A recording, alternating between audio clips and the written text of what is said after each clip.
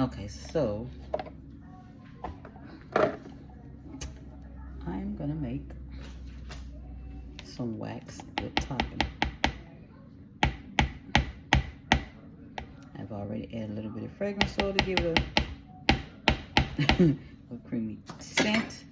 And I put a little bit of mica powder in here because I want to lighten this up some. So you need a mixer, you need some wax, you need to let it cool. And we're gonna put this in.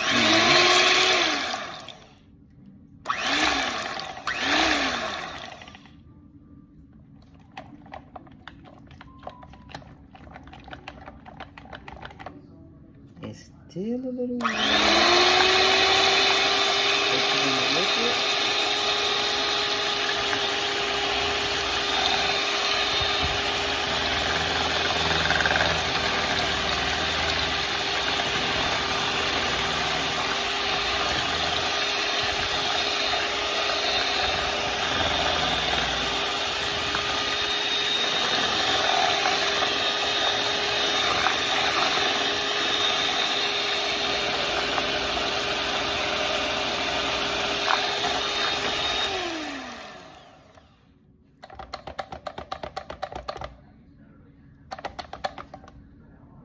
What I usually do is whip and wait for a minute, whip and wait for a minute, and whip again.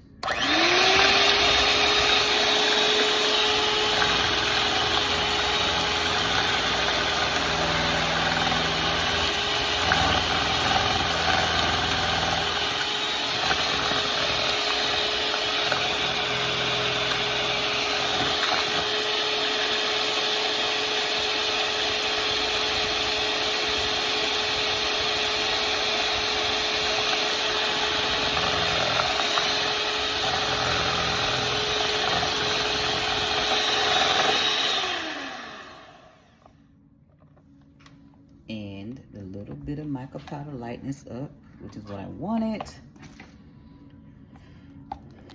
As you can see, it is not at the texture that I want just yet, so we're gonna wait a couple minutes. With wax, you have to kind of play around with it, because before you know it, it'll get a little bit stiffer and it'll be too stiff for you to do your piping. You want it to still be pliable so you can pipe. I have specks of stuff in here. I don't know what they are, but guess what?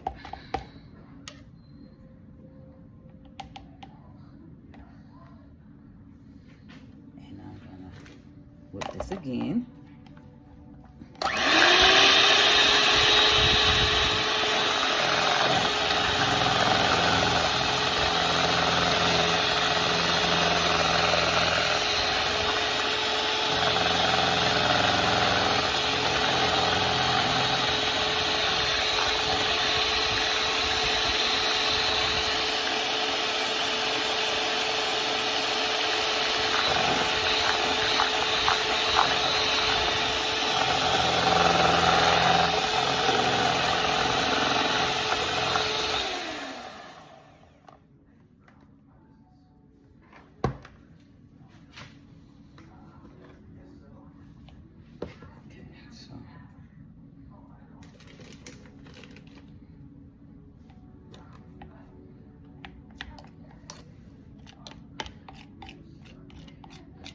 It's just like when you're whipping your shea butter, if you do whip shea butter.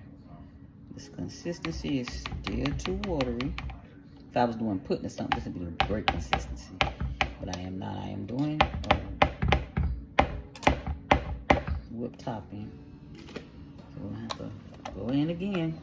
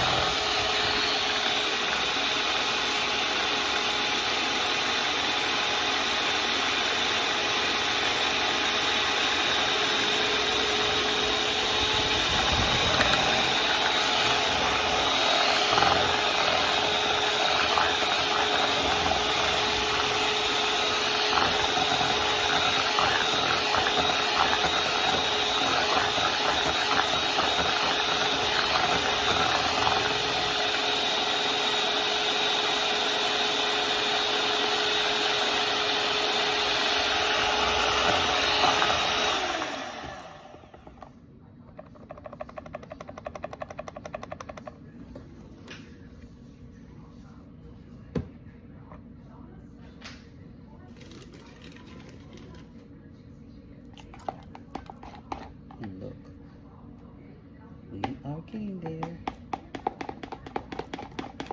I think one last whip and we'll be there.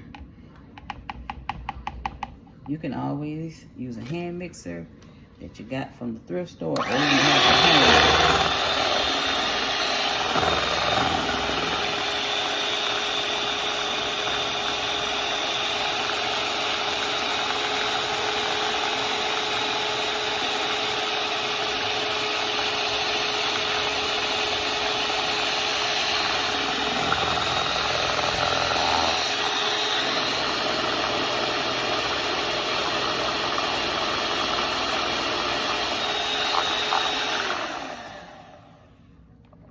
Okay, now for me that might be enough.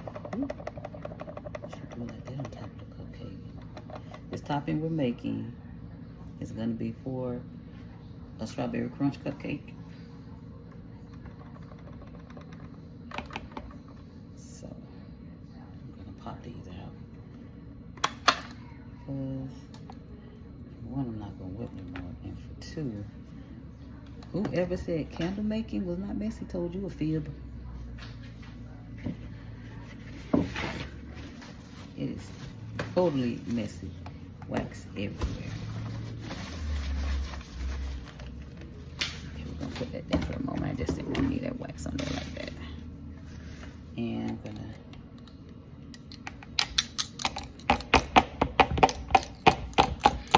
When customers see stuff like this, they say to me, "It's not edible." I'm like, "No, if you eat it, you're gonna be sick. So let's not eat that."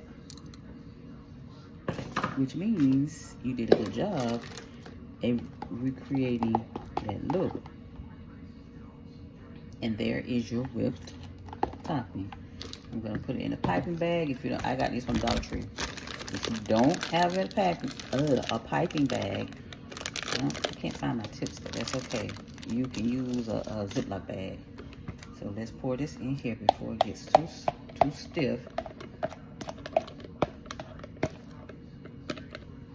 Might be too much whip, but this way,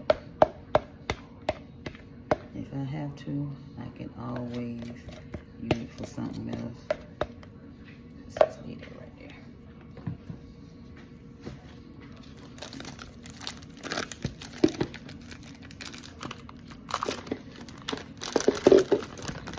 This is a smaller bag, so you can't put as much, and this is still warm, which is good. So I'm gonna get one and show you how I pipe it.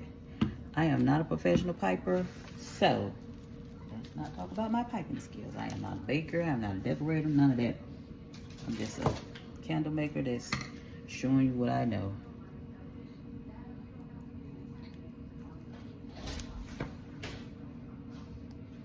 All right, so maybe I should pop it out of here first. And if you see on the bottom, I put the crunch on there already, which was so fun to do. I also showed in one of my other videos how I created that crunch.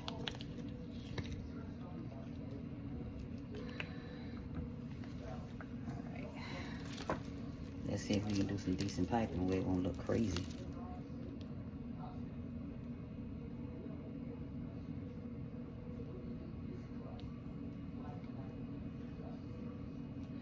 I don't have my,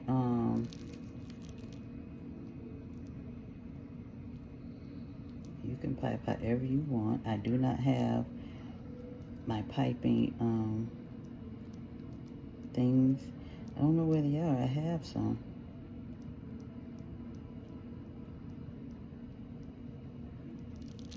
And because it is for Valentine's Day and the strawberry crunch,